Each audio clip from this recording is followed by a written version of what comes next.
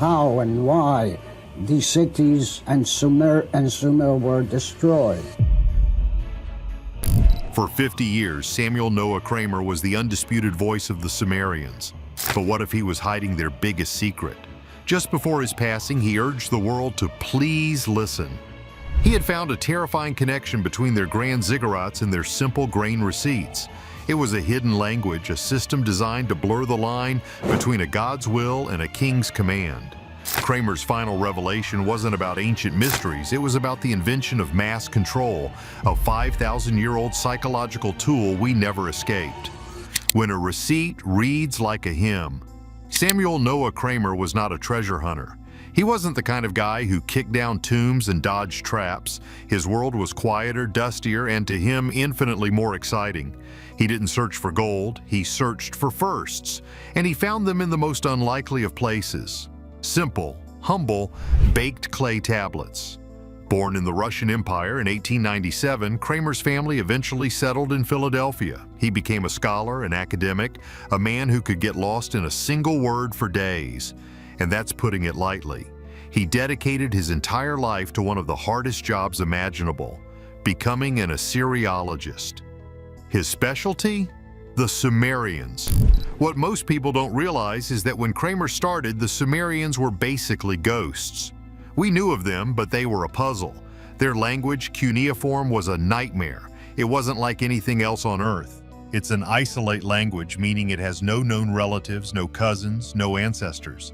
It's as alien as a language can get, and it's written in a script made of thousands of tiny, wedge-shaped marks pressed into wet clay. But Kramer had a singular obsessive gift. He could read it. He didn't just learn it, he lived it. His life was spent hunched over museum drawers in Istanbul, Philadelphia, and London.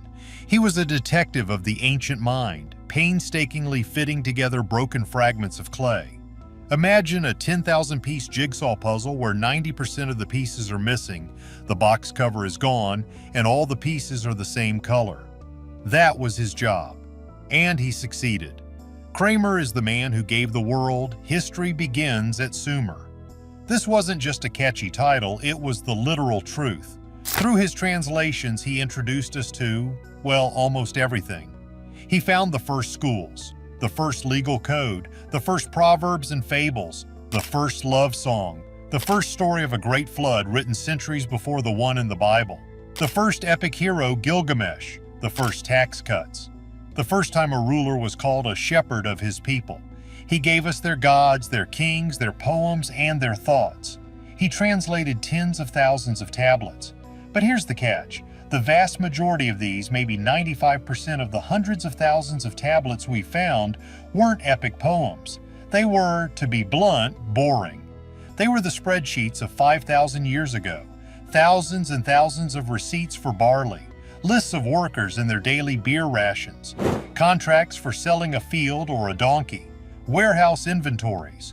This was the mundane, everyday paperwork of the world's first and most obsessive bureaucracy. It was the stuff most scholars skimmed over to get to the good stuff, the myths. But Kramer read it all. He read the grocery lists and the grand hymns.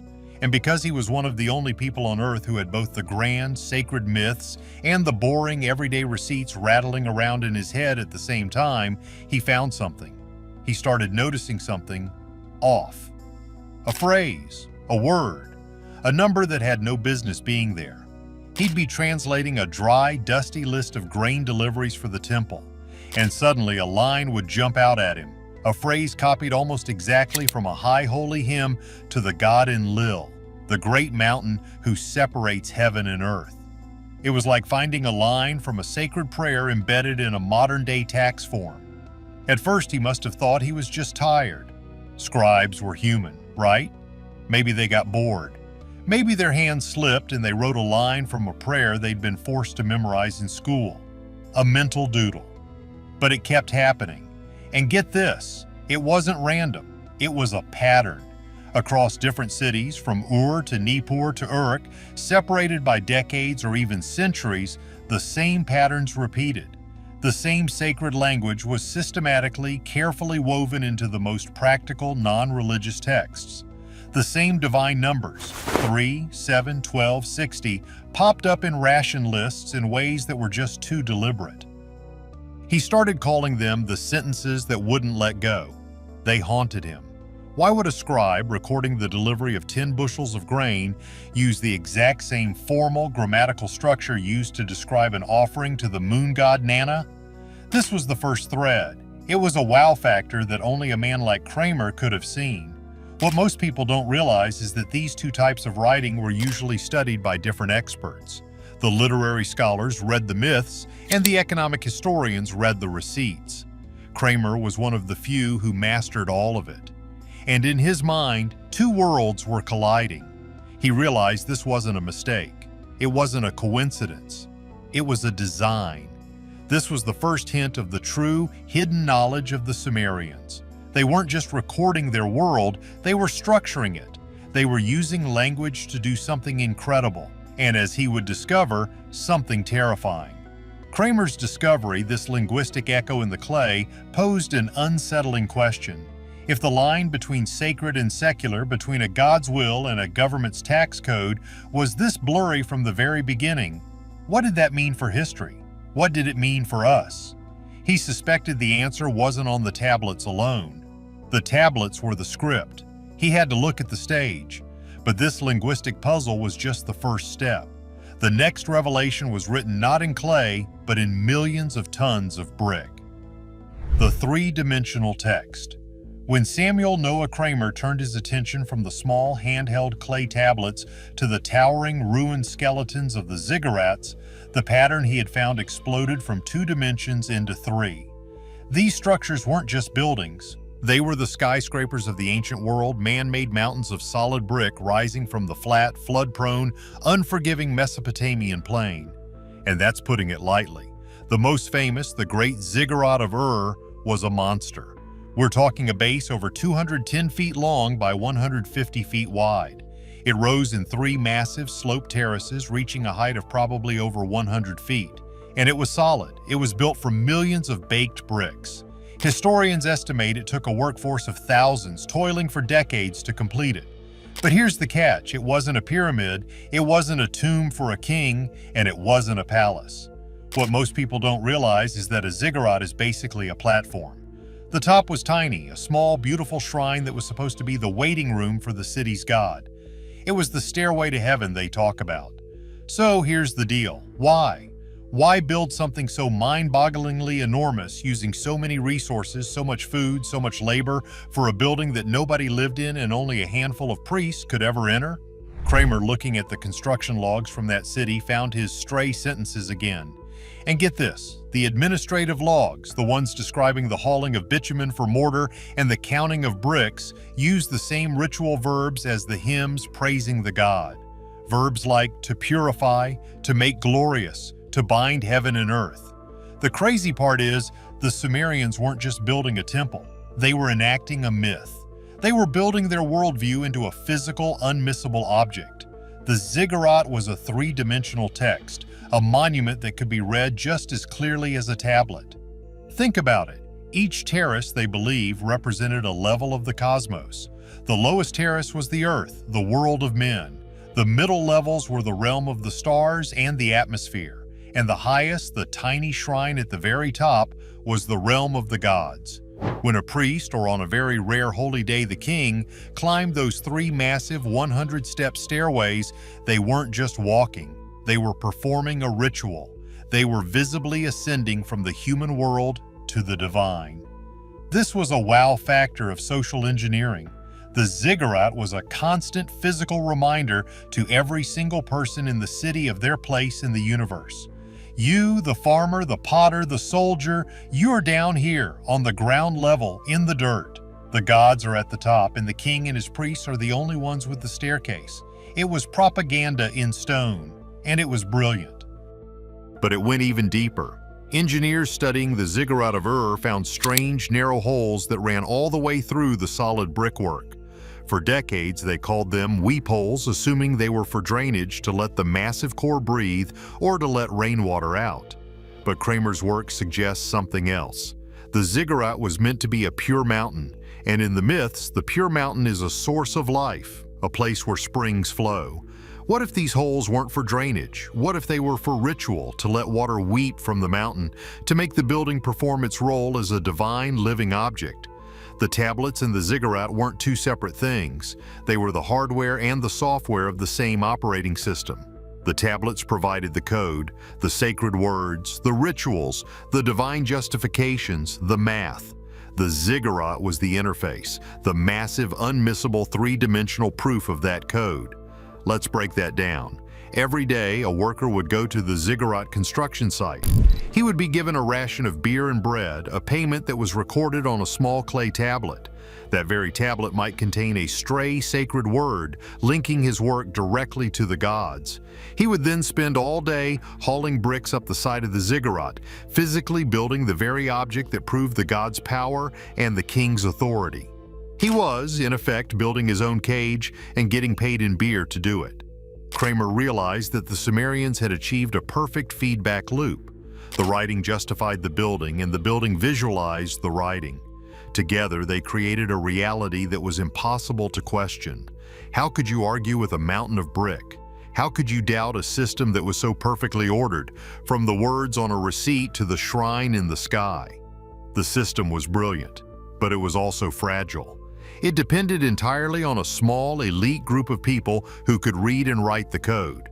The system needed operators, and that led Kramer to the true secret keepers, the men who ruled not with a sword, but with a stylus. Why cuneiform was a weapon. Noah Kramer's investigation into this grand Sumerian system now focused on a single shadowy group of people: the scribes. While kings had armies and priests had rituals, Kramer realized the scribes were the true engineers of the civilization. They were the ones who managed the entire operating system, the men behind the curtain. What most people don't realize is that writing in ancient Sumer was not for the masses. It wasn't like it is today, where almost everyone can read and write. Cuneiform, that complex wedge-shaped script pressed into clay, was one of the most difficult writing systems ever invented. And that's putting it lightly. We're talking hundreds, even thousands of signs to memorize. This wasn't a simple ABC alphabet. It was a mess of signs for whole words, signs for single syllables, and signs that meant different things in different contexts. A single wedge pattern could mean star or God or heaven or high, all depending on the sentences around it. And get this, other signs had multiple sounds, phonetic values, and multiple meanings, logographic values. It was a system almost designed for ambiguity, and that ambiguity was the secret source of the scribe's power. To become a scribe, you had to go to school. This school was called the Eduba, or tablet house. These were the first schools in human history, and thanks to Kramer, we have tablets that give us a wow factor glimpse into them. They were not nice places. They weren't about self-discovery and creative play. They were brutal. The headmaster was the father of the school, and the teachers were experts or big brothers. The students, the sons of the school, were there from sunup to sundown for years. And they were beaten. We have tablets, basically day-in-the-life essays from students, that describe being caned for everything. For sloppy handwriting, for talking in class, for not arriving on time, for a poor translation, for standing up without permission, even for having dirty clothes. One student wrote that he was beaten no less than 7 times in one day. But here's the catch. The Eduba didn't just teach reading and writing, it taught everything at the same time, all from the same texts. A student would learn mathematics by calculating the amount of earth needed for a new temple ramp, or by figuring out how to divide grain rations for workers. He would learn law by copying over and over the king's divinely inspired legal code. And he would learn language, religion, and mythology by copying over and over the same hymns to the gods and the same epic myths. So here's the deal. By the time a scribe graduated after 10 to 12 years of this, his brain was hardwired. He couldn't see a difference between a religious text and an administrative one. He couldn't separate math from theology. To him, they were all just writing. They were all part of the same single divine mathematical and legal order. This was the quiet genius of the Sumerian system. The scribes weren't in on some grand conspiracy to fool the masses. They weren't pulling levers and laughing, they believed it. They were the first and most loyal products of the very system they were being trained to maintain, and once they graduated, they were everywhere. A scribe was the king's right-hand man reading and writing his decrees. A scribe was in the fields measuring the land for taxation.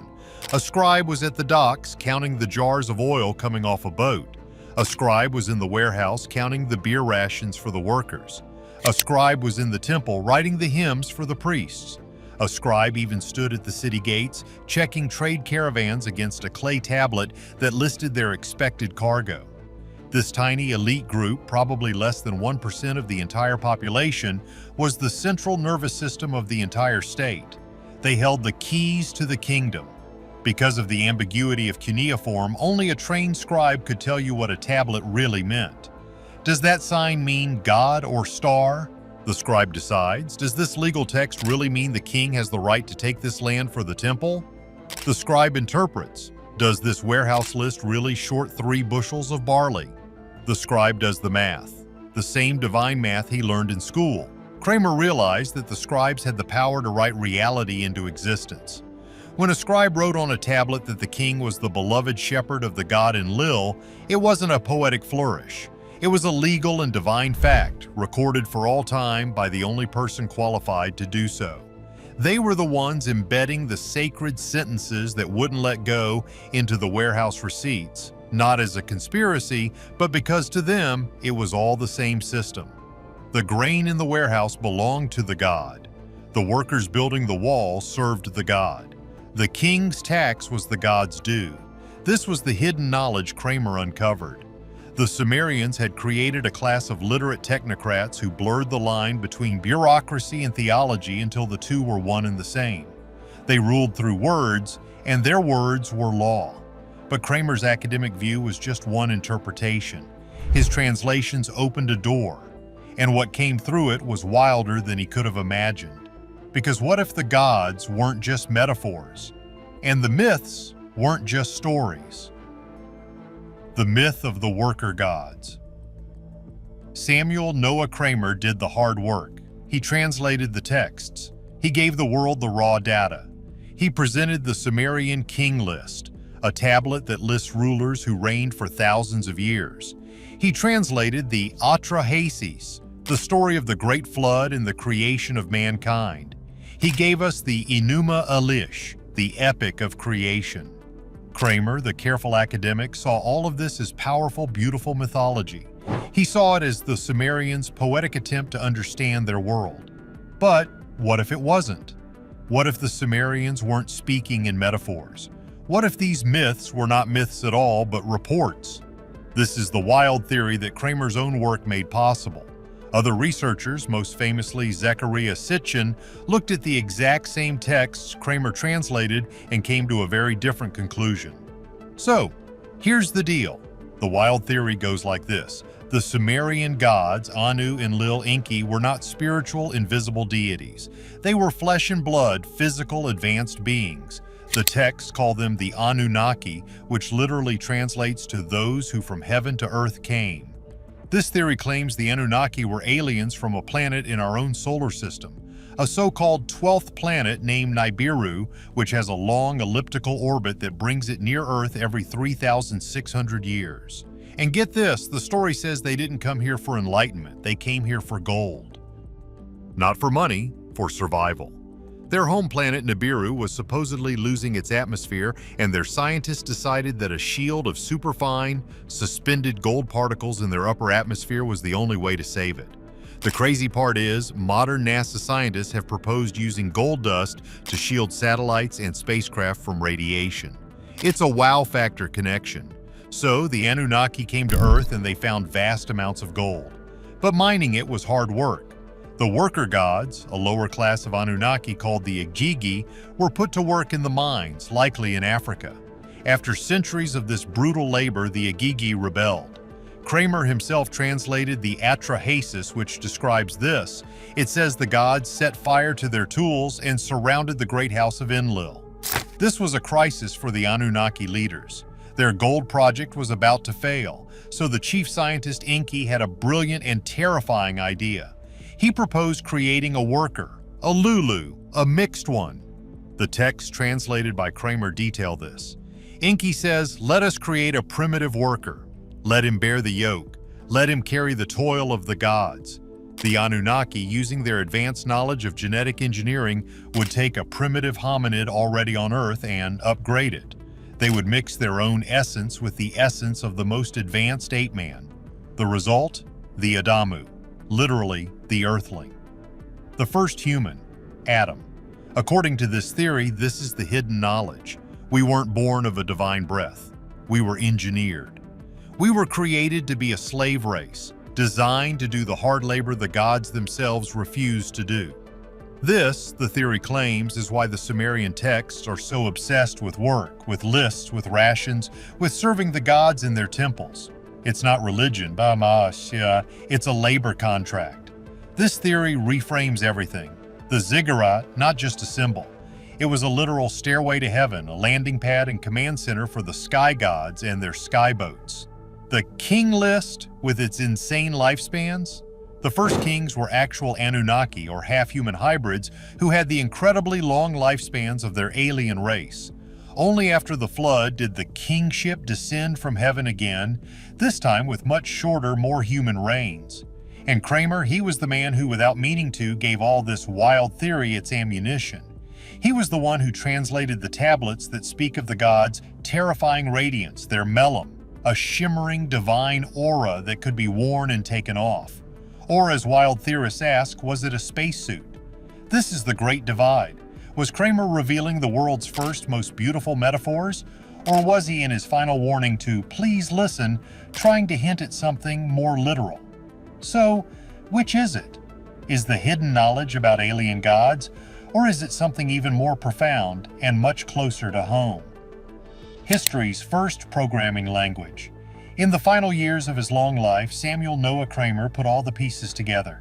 It wasn't just the stray sentences, it wasn't just the ziggurat as a 3D text, it wasn't just the power of the scribes, it was all of it, working together as a single, unified system.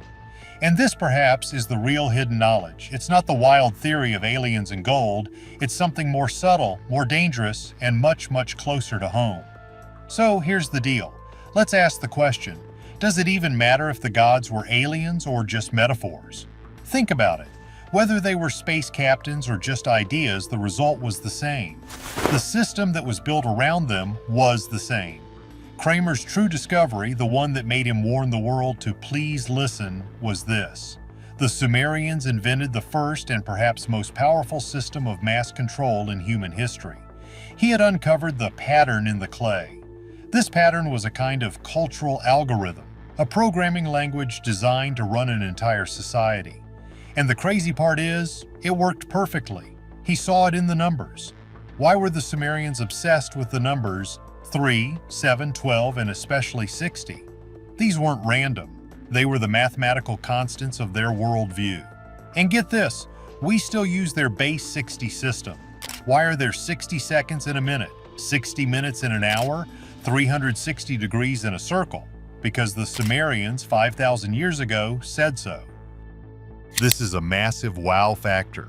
We are all right now still running Sumerian mathematical code. For them, this math wasn't just for counting, it was sacred. It was the math of the heavens, the way to track the planets. And when this same divine math was used to calculate both the movements of the stars and the grain taxes for a farmer, it sent a clear, unspoken message. The king's tax is as natural, as divine, and as undeniable as the movement of the planets. It's not a policy, it's cosmic law. This was the grand system. Let's put it all together. You are a farmer in ancient Ur. You wake up and see the Ziggurat, a man-made mountain that dominates the entire landscape, a physical, permanent proof of the power of the gods and the authority of the king. You go to the temple to pay your taxes. You are met by a scribe, a man who can read and write a language you can't, a language you've been told is a gift from the gods. This man, who you believe can read the will of the gods, calculates what you owe using sacred divine mathematics. The tablet he marks your payment on uses the exact same symbols and phrases as the hymns being sung by the priests in the temple.